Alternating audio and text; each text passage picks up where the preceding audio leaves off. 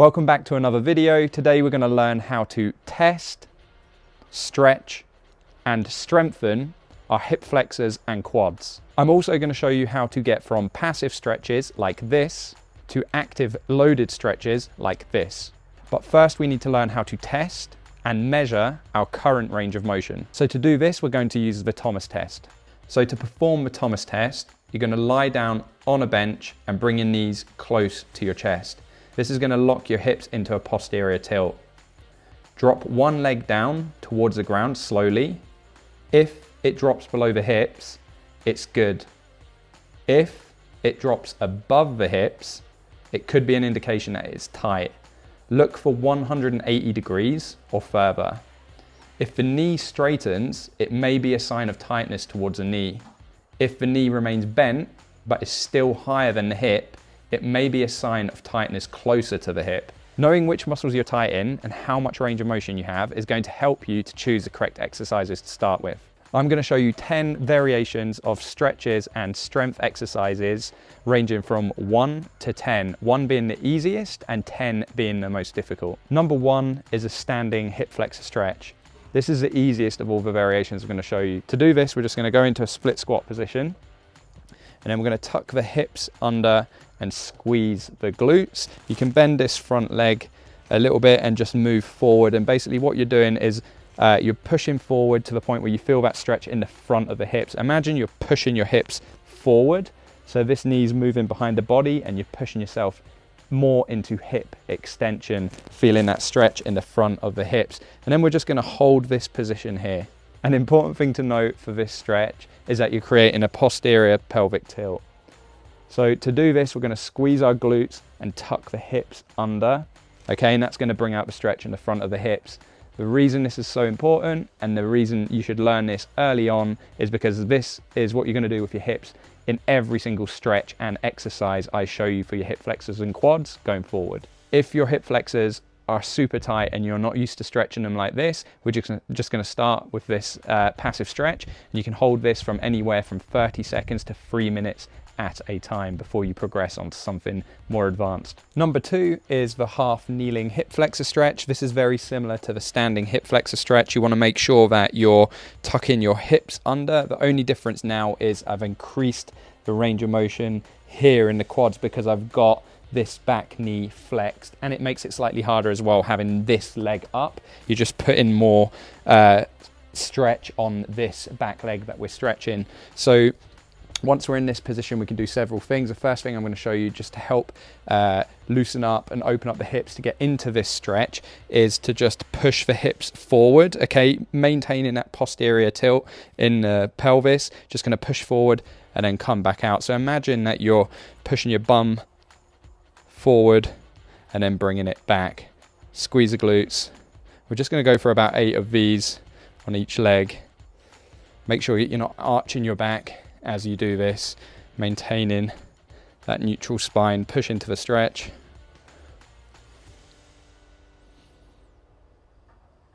Okay, once you've opened up the hips, what you can do is you can push forward into this and you can actually hold that stretch position. So for this, you can actually put your hand down on the ground, tuck the hips under and push them down towards the ground as far as you can until you feel that stretch. And you can do a passive stretch here, so it can be anywhere from 30 seconds to 3 minutes.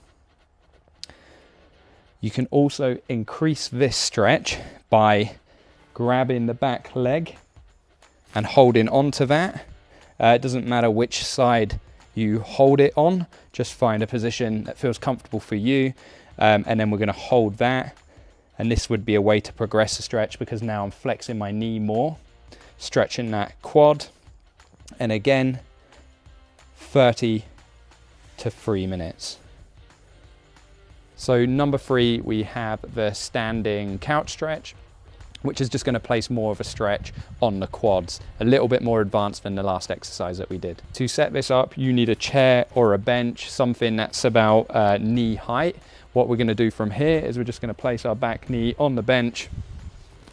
And then as you can see, the distance between my heel and my bum is quite far, but I have increased the stretch in the quads more so than I did with the last exercise when we were on the floor. So if you're feeling the stretch here, you can hold it, and then what you can do to progress this exercise into full stretch is to aim to get that bum back towards your heel. So to do this, we just sit back into the stretch, and now you can see here I've got a full stretch in my quads. I'm still keeping the hips tucked under, and I'm just leaning back into this as much as I can. And we're going to hold this here for 30 seconds to 3 minutes. Remember, this is a passive stretch, this is not an active stretch. So number 4, this is an advancement from the standing couch stretch that we just done. This is a full couch stretch. This kind of, as you'll see when you get into position, it closely mimics the Thomas test that we done. For this stretch, you're going to need a wall, something to put your knee up against and your foot. So we're just going to go and place our knee as close to the wall as we can, and get our foot up against the wall as well. And then for this leg, this is going to come out in front of us here. Now this position here you may already be finding quite tight, and you can see straight away how this, having the knee up like this, mimics the Thomas test that we done. So if this position is tight for you, what we're going to do here is we're just going to open up the hips like we did earlier on. So we're going to squeeze the glutes, and then we're going to push the bum back towards the heel, and then pushing the front of the hips down towards the ground. And we're just going to do this 8 to 12 times just to open up the hips, push down towards the ground, push the bum back so it hits your heel, hips towards the ground, bum back towards the heel, keeping a posterior tilt on your pelvis throughout the entire movement. And you should feel this start to loosen up as we go. Okay, so once we've opened up the hips, what we're going to do from here is, you may find that this is you using your full range of motion, so you've got that stretch and you can't move any further back. If that's the case, then we can hold it here for a passive stretch, so anywhere from 30 seconds to 3 minutes in this position, and then move on to the other side. But if you feel like you've got more range of motion, then what you can do is you can work your way up, okay, as high as you can and as far back as you can until you get into that full couch stretch position, and then hold it here. Again, I'm just holding this using the front leg, but you can use some sort of assistance. You can hold on to something and just make the exercise comfortable for yourself. And again, once you find a range of motion that you're comfortable with but it's challenging, we're going to hold that for 30 seconds to 3 minutes on each leg. Number 5, we have the hero pose. This is quite an advanced stretch. We're going to have both of our knees flexed, and we're going to be working both hips at the same time. So that's the main difference with this stretch. So to do this, we're going to squeeze the glutes throughout the stretch. And we're just going to place our hands back behind us, and we're going to reach for our heels. So we're going to slowly lower ourselves. You can use a resistance band if you don't feel comfortable doing this. Keeping the hips forward, so pushing those forward. We're going to reach for our heels. Okay, and once we've got our heels, we're just going to move back into that stretch. Now, if you feel that this is your full stretch here, this is your full range of motion, then you can hold this. To hold this, we're going to actively squeeze our glutes, pushing our hips up, and you should feel that stretch in the quads and the hip flexors. So if you feel comfortable and you can go a little bit further, just bring your hands back, place them on the ground, then we're going to slowly bring our elbows down towards the ground if we can, and just find the range of motion that works for you. Get into position. Keep those hips forward. You shouldn't feel this in the lower back. And you're going to hold this for 30 seconds to 3 minutes. Number 6, we have the half kneeling diagonal stretch. This is quite advanced. This is us now kind of transitioning from the passive stretches that we've been doing to the loaded stretches. So this is a strength work. So to perform the diagonal stretch, what we're going to do is we're going to get into this half kneeling position that you're now comfortable with. So if I've got my right knee on the ground, I'm going to place my right hand on my left shoulder here, and I'm going to keep this elbow down, tucked in towards my body. I'm going to take this hand and just hold it out by my side, and then what I'm going to do here is I'm just going to lean back, so I'm kind of loading my hip flexors up and keeping my glutes pushed forward.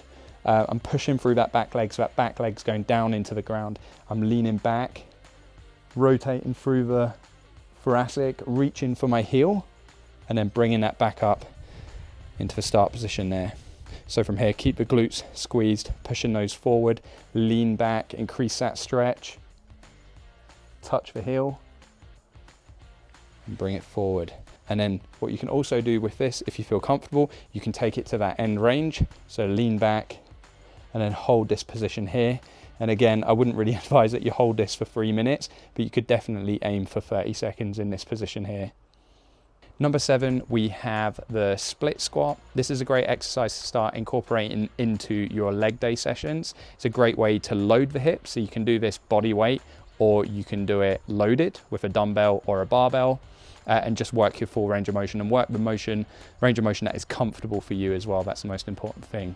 So to do this exercise, we're just going to go into a split squat position. So just take a lunge forward, squeeze the glutes, try to keep this back leg as straight as possible. There can be a slight bend in it, but do try to keep it straight. And then from here, what we're going to do is just going to go down into a deep lunge, what we're ideally aiming for, but it depends on whether you have a range of motion in this front knee and in this ankle, is to get the hamstring and your calves to be in contact with each other. But we're working the hip flexors. The main focus here is that stretch on the back leg. Then we're just going to drive up. So squeezing the glutes, push forward into this. You'll feel that stretch on the back legs.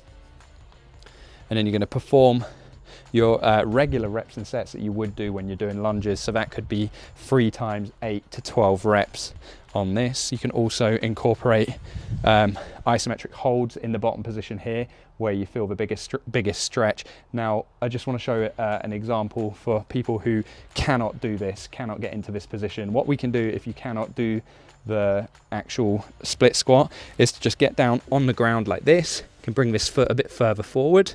Okay, so we're back in that stretch position that you recognize from the beginning. And then from here, what we're going to do is we're just going to extend the leg. Okay, so push that knee up and off the ground. And then we're going to hold that for 5 seconds. And then we're going to lower it back down.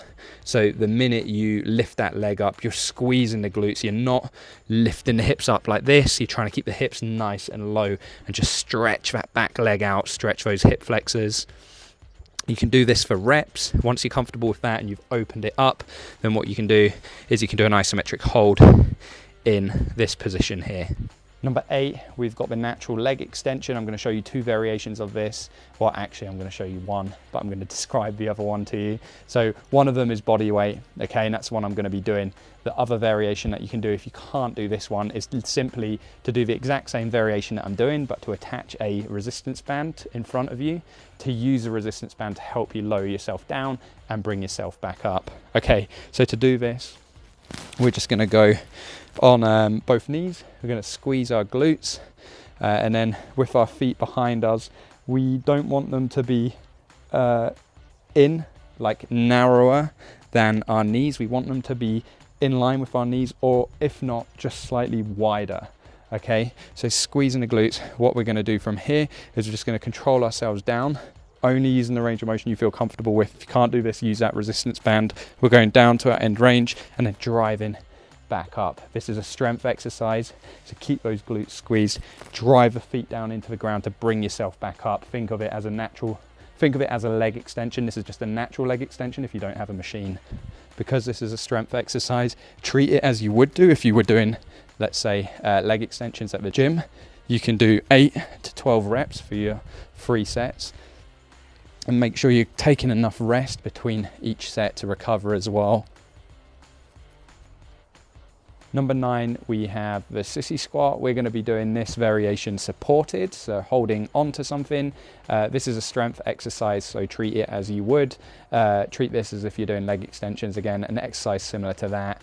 Use your regular reps and sets that you would when you're strength training. So to do this, find something to hold on to. A squat rack works quite well, or dip bars, or even just a banister like this.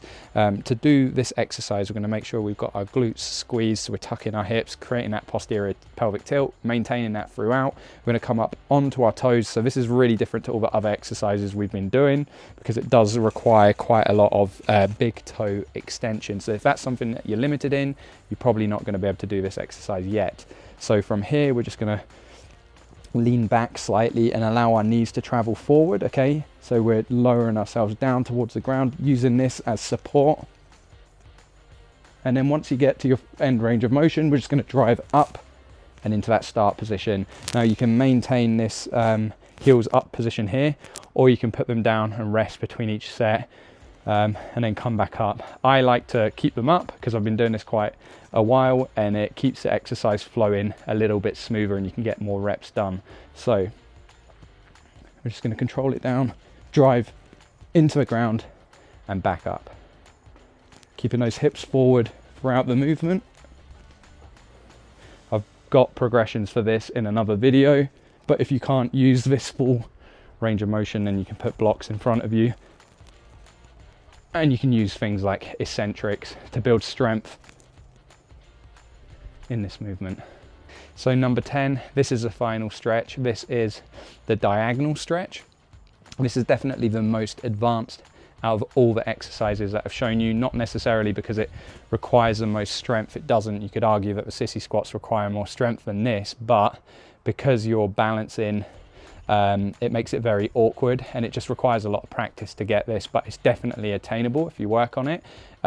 In this tutorial here, I'm just going to show you the full diagonal stretch, but I am planning to make a video just for this stretch, showing you all the progressions so you can get from point A all the way to the full diagonal stretch that I'm going to be showing now. To set up for this stretch, what we're going to do is we're going to bring both feet together, and I'm going to be moving my left foot out to about 15 degrees, just ever so slightly. This is going to help me balance. I'm going to take this right foot, I'm going to place it exactly behind this left heel, and then we're just going to go back into a lunge position. It's going to be similar to the setup you had for your split squat, but just find a position that works for you.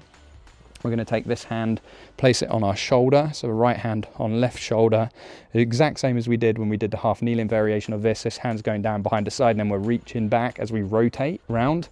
Leg's going to bend slightly, and I'm going to reach for my heels. If you want me to unpack any more of these movements that I've shared with you today in more detail, then just comment below. And if you liked this video, please like and subscribe to our channel.